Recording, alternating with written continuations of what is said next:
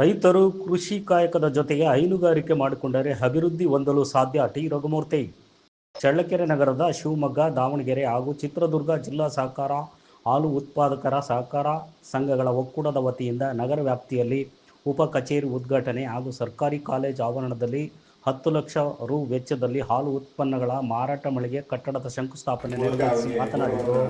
ಈ ಸಂದರ್ಭದಲ್ಲಿ ನಿರ್ದೇಶಕರಾದ ಬಿಸಿ ಸಂಜೀವಮೂರ್ತಿ ಮಾತನಾಡಿ, ನಂದಿನಿ ಹಾಲಿನಿಂದ ನೂರಾರು ಸಿಹಿ ತಿನಿಸುಗಳು ತಯಾರಾಗುತ್ತವೆ. ಇದಕ್ಕೆ ಮಾರಾಟ ಮಳಿಗೆ ಅವಶ್ಯಕತೆ ಇದೆ. ಇಂದು ಶಂಕುಸ್ಥಾಪನೆ ಆಗಿರುವುದು ಸಂತೋಷದಾಯಕವಾಗಿದೆ ಎಂದು ಹೇಳಿದರು.